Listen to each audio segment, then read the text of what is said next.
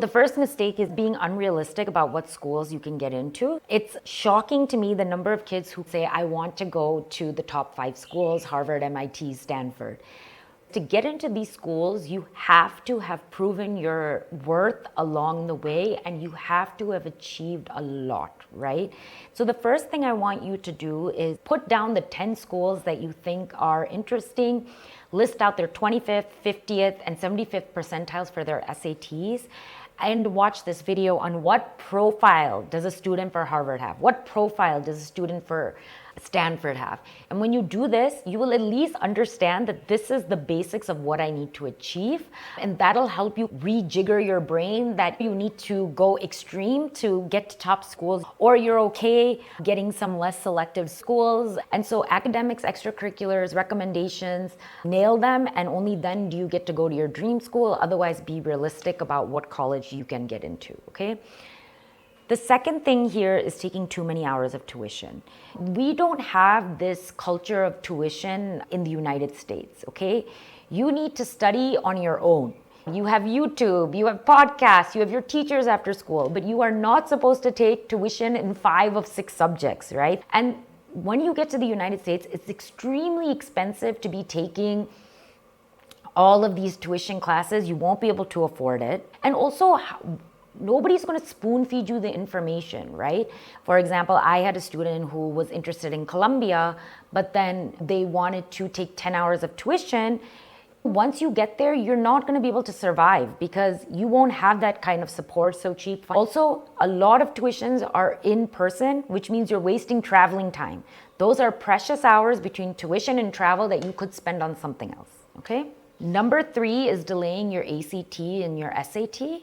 Okay, basically they offer the ACT, SAT 7 times a year, and the best time to take it is your 11th. You can do some practice tests in 10th, so you can decide whether you want to do SAT or ACT. In 11th itself, you want to take the exam twice, okay? You don't want to take it more than that. So if you start waiting until 12th, it really is impossible to do your schoolwork, plus your SATs, plus your applications, okay? It just becomes too overwhelming.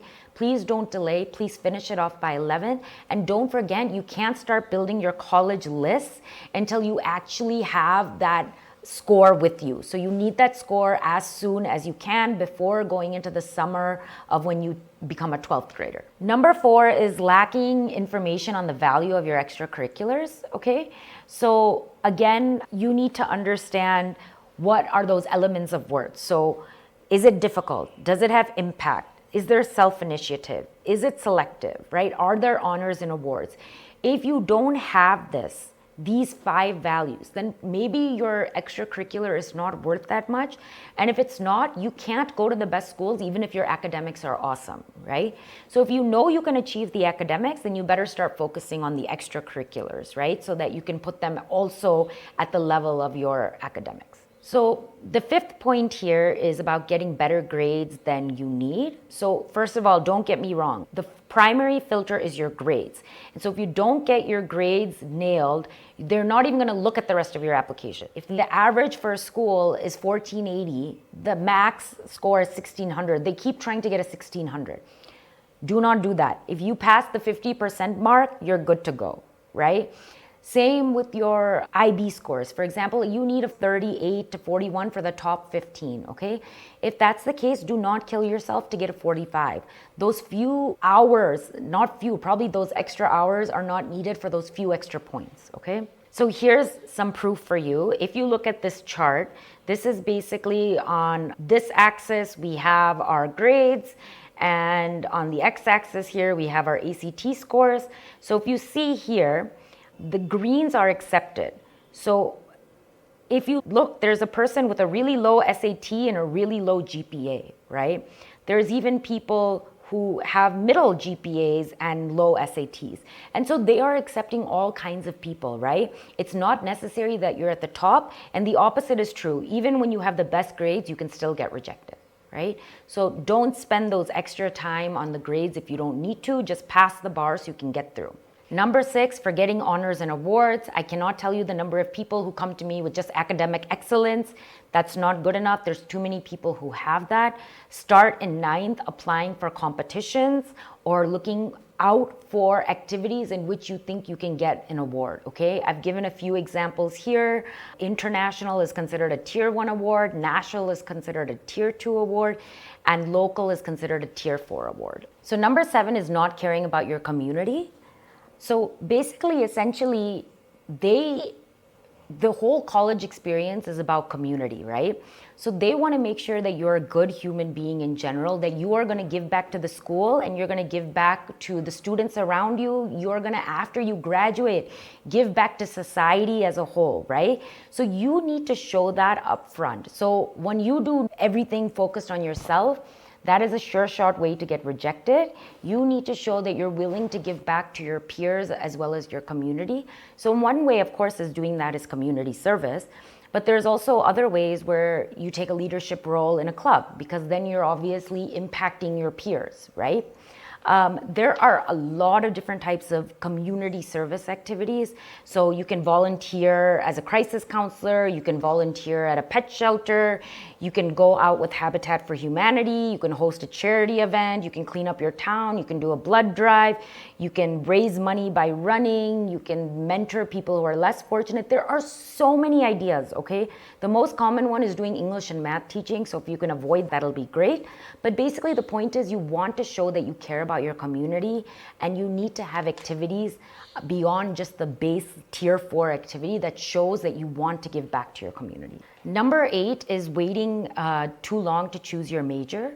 So there are basically the basics that you need: grades, SAT, and then you need 1 community service, 1 academic interest, 1 leadership role, and 1 honor and award at a bare minimum, okay?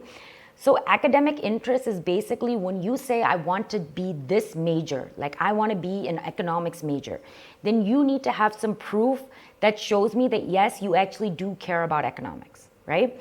So in this case, what are the things that would be considered an academic interest for an economics major? You can do a supply and demand internship at Wildcraft, the backpack company, right? You can do an economics research paper on girl-child disparities. You can be the president of your economics club. You can be an MUN economics specialist. You can do economics business plan competitions. Number 6, you can actually start a business. 7, you can start an economics blog, podcast, YouTube channel. 8, you can join an economics summer program. 9, you can do additional courses in math or economics, like AP economics, right? There are so many ways to indicate that you have an interest in this field. You need to put those interests on early, because when you apply, your chances of getting in are much better for that major when you have proof that yes, you genuinely care about this. Number 9 is about tricking the admissions committee, okay? You can't. They have seen hundreds of thousands of students, right? So if you have no academic interest, but you want to apply to this major, doesn't work. If you take easy classes, but you say you want to go to the most selective school, doesn't work. If you have an activity that's really low impact, but then you try to draw it out and say, change the world, doesn't work. If you go to a paid summer program at a brand named university, but everybody gets accepted, doesn't work. Do not trick the admissions committee. They are smarter than you are. That might not be true, but okay. And the last is relationship building. Okay, so basically you generally need 2 teachers to write your recommendations. Maybe a few schools ask for 3. But what happens is come 12th, come September, there are tons of kids asking teachers for recommendations. So what do you think happens? All the letters end up being generic, right? If you want a letter that's not generic, please go and spend time with your teacher. Don't go to tuition. Go ask your teacher for help. Ask them how their day was. If there's extracurriculars that teacher participates in, try to join those. Whatever you need to do so that teacher knows you on a personal level, they will write a much better recommendation for you, okay? I'm Tina Chulette. I'm the founder of Blue Skies. I'm a Wharton and Kellogg alumni. Everything that I'm telling you about has been tried and tested on lots and lots of students.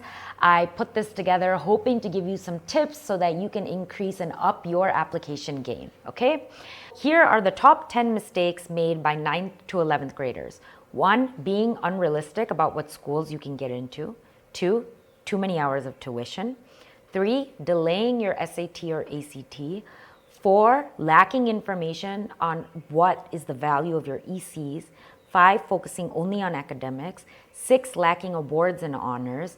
7, ignoring your community building. 8, waiting too long to decide your major. 9, trying to trick the admissions committee. I'm sorry, I don't know if you noticed that, but my fingers were on the wrong numbers, so I'm not gonna just ignore that for now. And the last thing was number 10, delaying your relationship building, okay?